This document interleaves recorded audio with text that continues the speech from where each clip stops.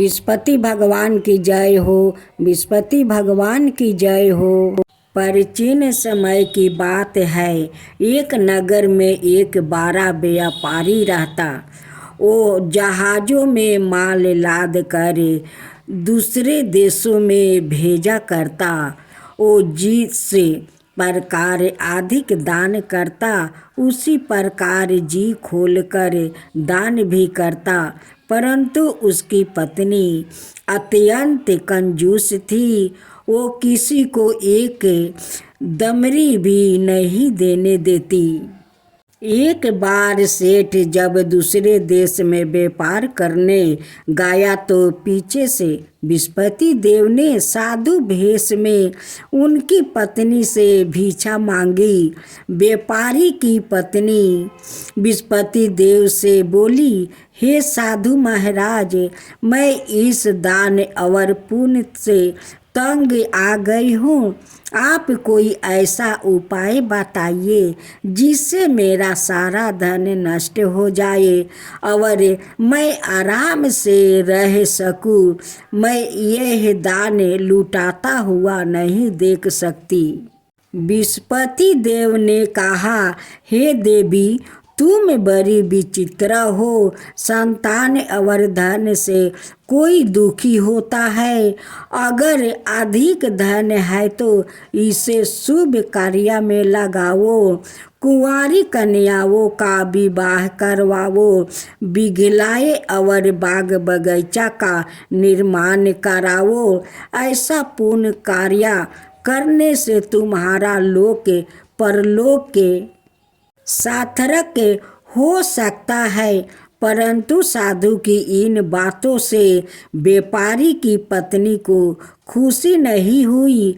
उसने कहा, मुझे ऐसा धन की आवश्यकता नहीं है जिससे मैं दान दूं। तब विस्पति देव बोले, यदि तुम्हारी ऐसी इच्छा है तो तुम एक उपाय करना।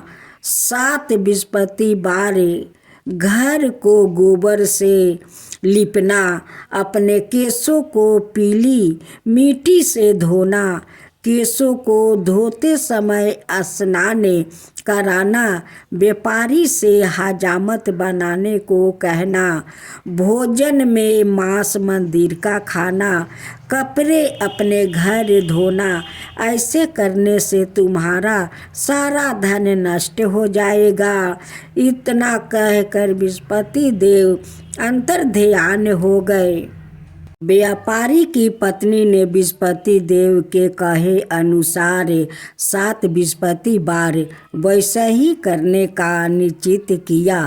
केवल 3 बृहस्पतिवार बीते थे कि उसी समस्त धन संपत्ति नष्ट हो गई और वो परलोक सिधार गई।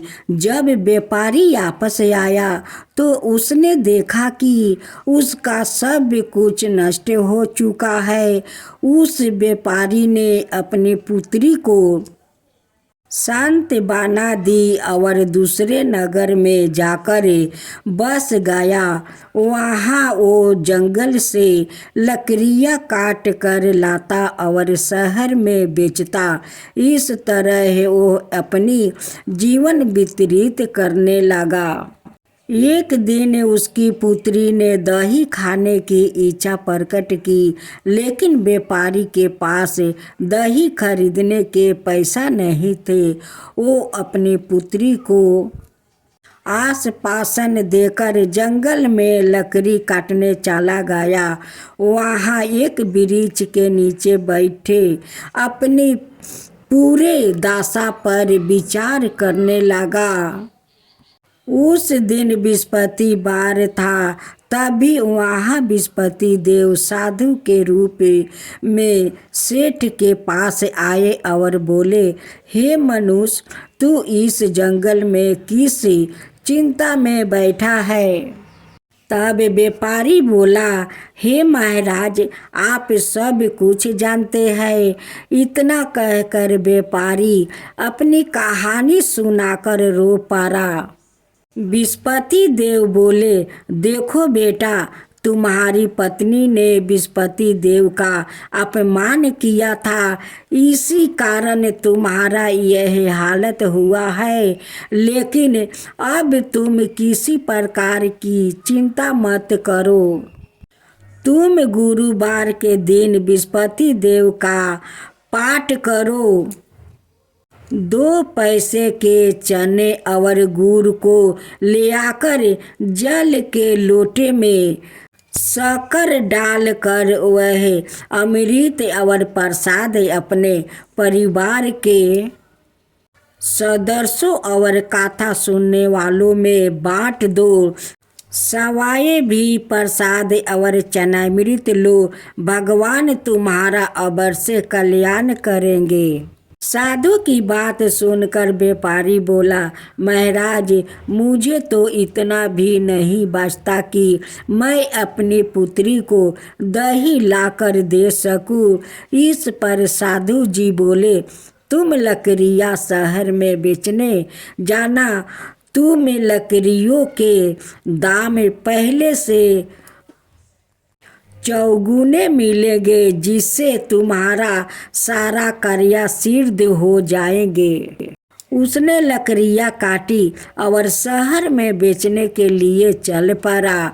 उसकी लकड़ियाँ अच्छे दाम में बिक गई, जिससे उसने अपनी पुत्री के लिए दही लिया और गुरुवार की कथा हेतु चना गुड़ लेकर कथा की और प्रसाद बांट कर सवाए भी खाया।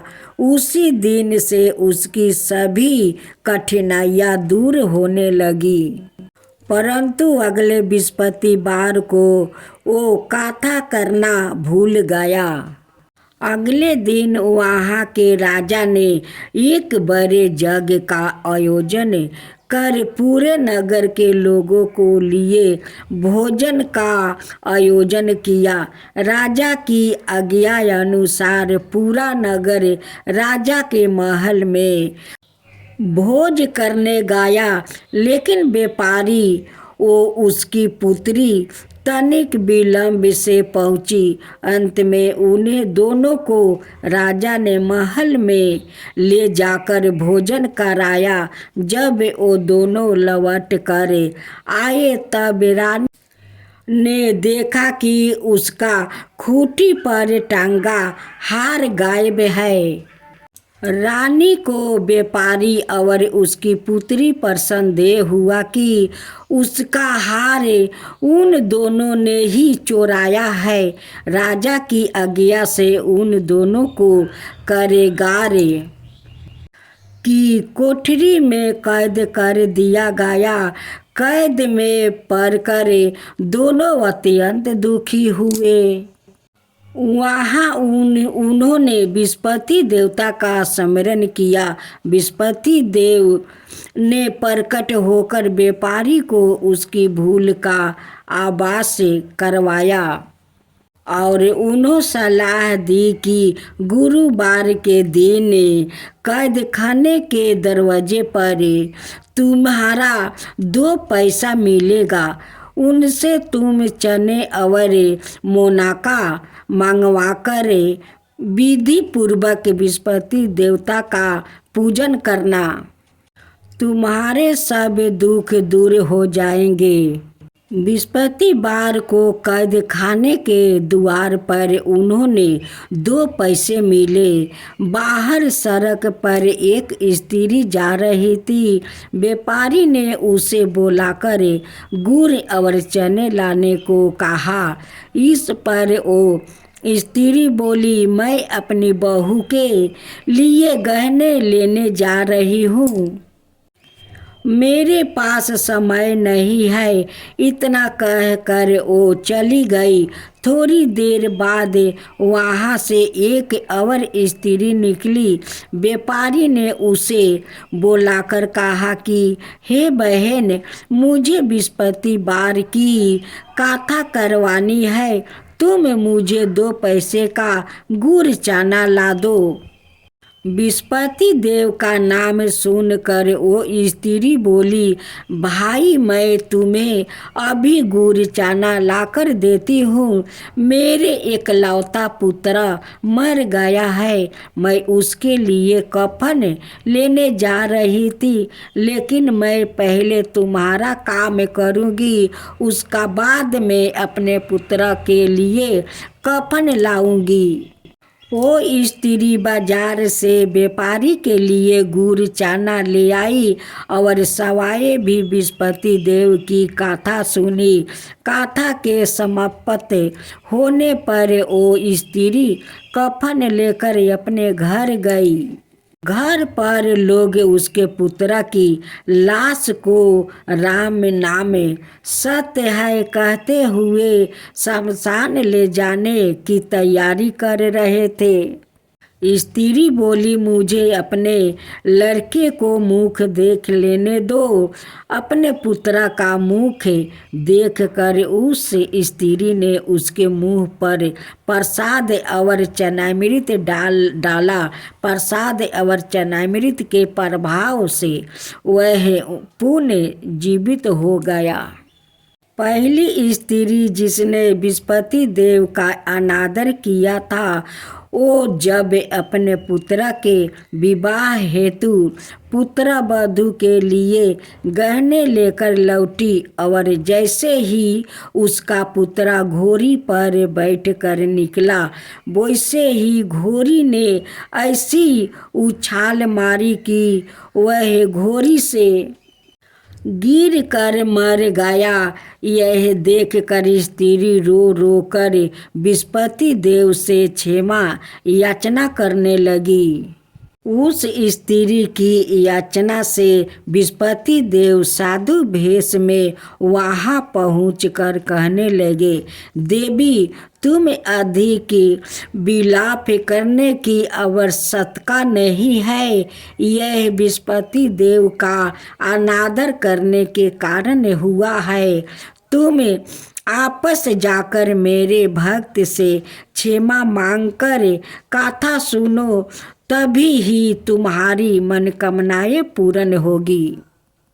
जेल में जाकर उस स्त्री ने व्यापारी से माफ़ी मांगी और कथा सुनी।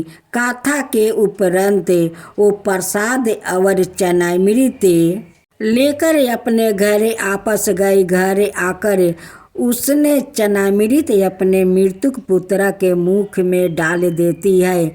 चनामृत के प्रभाव से उसका पुत्र भी जीवित हो उठा। उसी रात विस्पति देव राजा के सपने में आए और बोले, हे राजन, तूने जिस व्यापारी और उसके पुत्री को जेल में कैद कर रखा है वह बिल्कुल निर्दोष है। तुम्हारी रानी का हार वही खूंटी पर टंगा है। दिन निकला तो राजा रानी ने हार खूंटी पर लटका हुआ देखा। राजा ने उस व्यापारी और उसकी पुत्री को रिहा कर दिया और उन्होंने आधा राज्य देकर उसकी पुत्री का विवाह उचित कुल में करवाकर दहेज में हीरे जवाहरात दिया। हे विस्पति भगवान, जो आपका कथा कहे, जो सुने, जो हुंकार भरे, उन सब का ऊपर कृपा करना। हे विस्पति देवता, सब का ऊपर कृपा करना। विस्पति देवता की जय हो। विस्पति देवता की जय हो।